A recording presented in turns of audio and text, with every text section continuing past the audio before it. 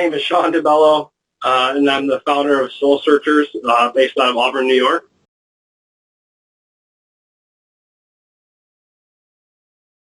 I've been doing it since 2007.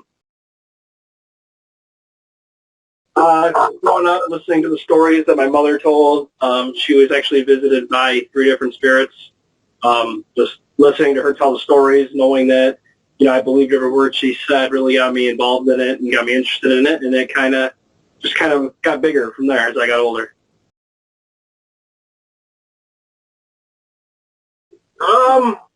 Probably one that's more personal.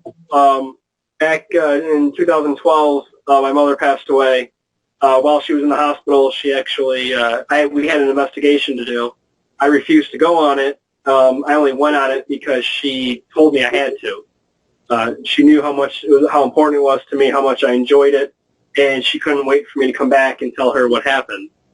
I went on it. Everything went great. I was able to come back the next day, tell her all about it. Unfortunately, she did end up passing away a few months later. But on the good side, she was actually able to come and visit me about a week or two after she passed. It was really nice to see her, to hear what she had to say. And it really kind of pushed me even more to do this.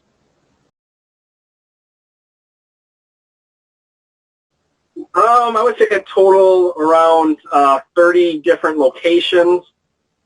Because we do investigate some 2 or 3 times, I would say a total investigations, I would say right around 50.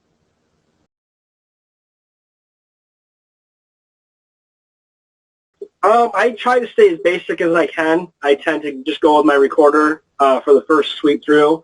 I will grab a K2 meter, try to get some interactions with that. We generally keep groups, about 3 people or so, depending on how big the location is and how many investigators I have. So there's always somebody with different stuff, whether it's the grid pen or flashlights or whatever else we might need for interaction.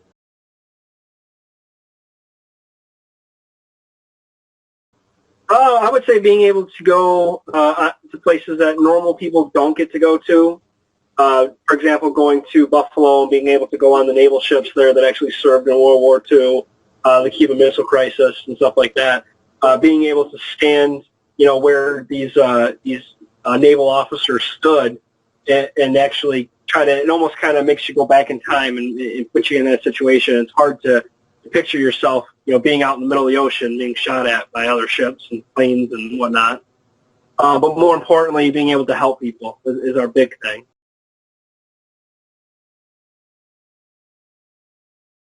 No, we kind of ask for it, and by we I mean every paranormal team. We ask to be touched. Sometimes we ask to be scratched, depending on what the reports of the activity is. Hair pulling, stuff like that. We ask for all kinds of interaction. I think it's just a matter of time before it happens.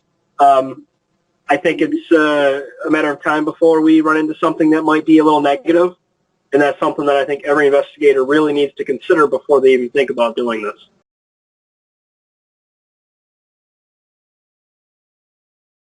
It's not what you see on TV.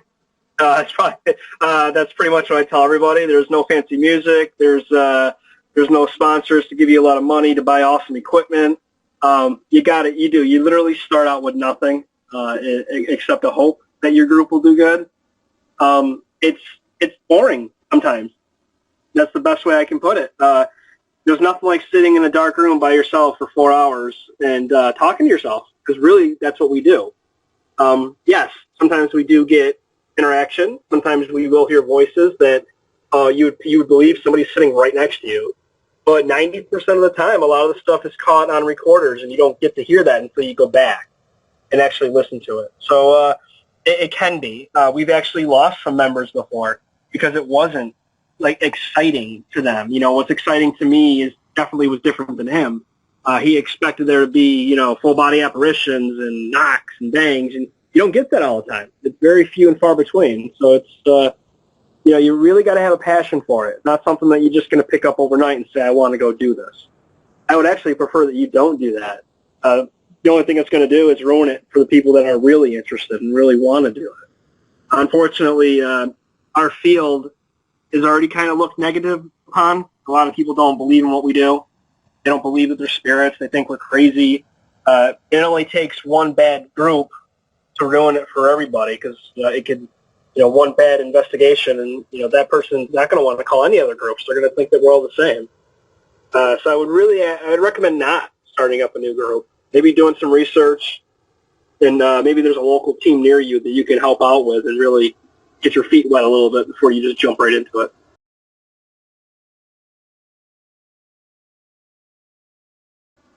Ouija boards. Nothing good ever comes out of a Ouija board. And do I believe in the ones that Mattel makes that you can buy at Toys R Us?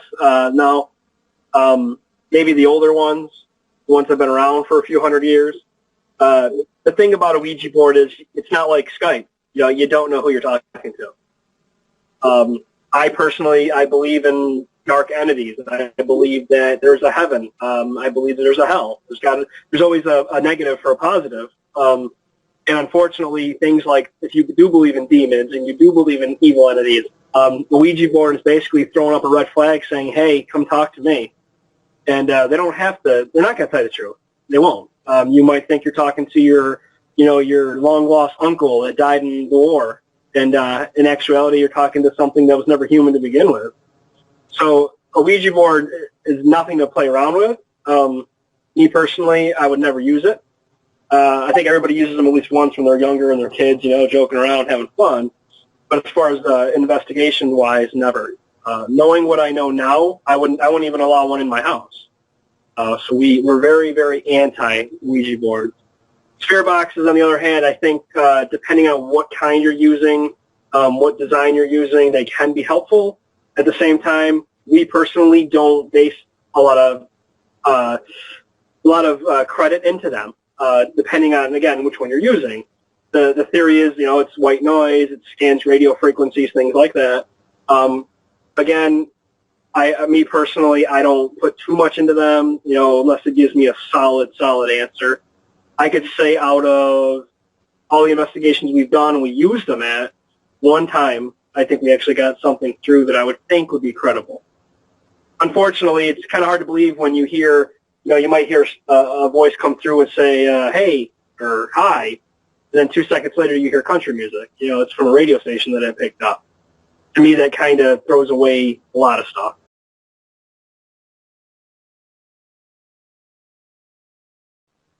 Devices, I guess I can plug the equipment that a member of our team's building, or did build. I don't want to plug that too much. To be honest with you, I don't know any of the details on it. I don't know how he did it. That's his job. But I've used it. We actually used it at a private business investigation in Newark, where we actually got some interesting results from. Basically, it just picks up electromagnetic energy, but it also picks up voices that are, for example, if you were to put it next to your computer and play a video on YouTube, and you and I are talking as the video is playing, then we went back and listened to it, it will not pick up our voices, but it would pick up YouTube's actual video. Does that make sense? It's great to use, like, for example, like at that investigation we did up in Newark, it was in a bathroom, it was right next to my recorder, and it actually picked up voices that went along with the ones that I caught on my recorder. But on my recorder, you heard myself and another investigator talking. On his, you didn't. So it filters out all the human aspects. So whatever voice you hear, that's what you hear. So it's actually pretty cool.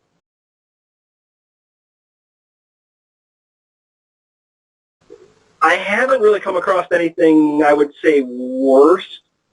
I would say that we did come across something that was a very intelligent haunting at a private home. Unfortunately, it was a private home, and it affected the parents and the 12-year-old daughter. I'm sorry, 15-year-old daughter. But it was very intelligent. I don't want to use the term evil. I would say that it was a very disgruntled individual. A lot of negativity as far as voices we caught, swearing. Did not want us there at all. I think it probably said the F word at least 5 or 6 times that we caught. Actually, it was kind of funny. as Kevin was setting up one of the cameras in the one bedroom, he had a recorder going. And actually on the recorder, the individual actually came through and said, "You won't catch me." So it was kind of funny. To me, it was kind of funny. I don't know if it was funny for the client, but it was not happy. We're actually going back there at the end of the month, so we're looking forward to trying to get some more stuff for them. I would like to believe it's kind of like the whole unfinished business a lot of people talk about. And by that I mean either they feel like they have a job to do, or they feel like they just can't let go of a certain person or a certain individual's family. For example, the Naval Yard, the ships that we went to in Buffalo, why would those gentlemen be there when they didn't even die on those ships? Some of them feel like they still have a duty to serve. Let's be honest. Back during World War II, I want to say that if you were in the service, you felt like it was a duty. It wasn't just these people. Maybe I'm wrong, but I get the impression that a lot of people are just in it for a job. You do your 4 years, your 6 years, and then you get out, you go on, and you find something else. Back then, it was during wartime. It was like a duty. There was more to it, I guess. Maybe they feel like that they still need to watch over the ship.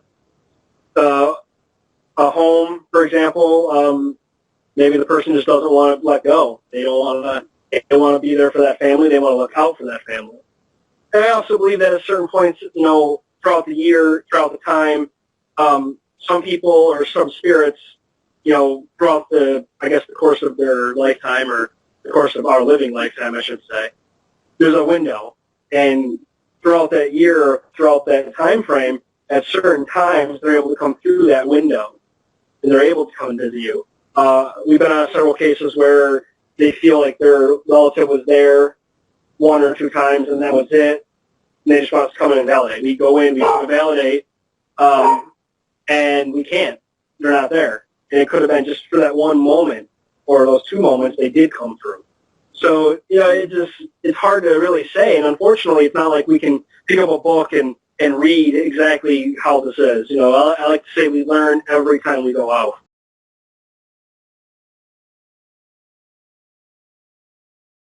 Not in spirits. I would definitely say in the mediumship / psychic field. I was, and to be honest with you, I still am a little bit skeptic. But at the same time, I met someone, and she actually works with our group, and she was able to really validate a lot of stuff personally for me with, again, my mother who visited me, and she was able to fill me in with a lot of stuff and actually tell me word for word what my mother said to me. And there was no way that she would have done that. So that kind of made me a believer in her. Unfortunately, I think there's still a lot of people out there that are not real, and they're into it for the money, and they're into it for whatever personal reasons they think they're going to get from it. But as far as spirits go, no. Since I was a little boy, I've always believed in it.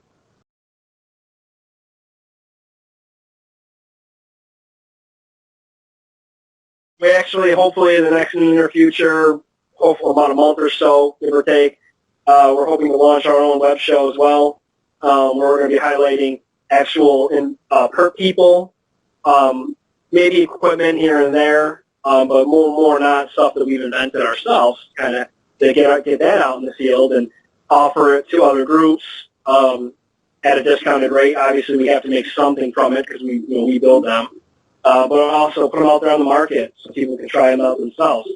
We're also going to be talking about things that normally are kind of shied upon. A lot of people don't want to talk about things. For example, possession, demons, and stuff like that are kind of the dark side of paranormal investigating. And also that way we can try to help people as far as they can call in on the live show, and we can actually answer that over the phone, as well as offering free psychic work with the woman we work with. She'll be on the show a few times, and we're going to have people being able to call in, and she can actually do readings over the phone for free, like 10, 15-minute readings.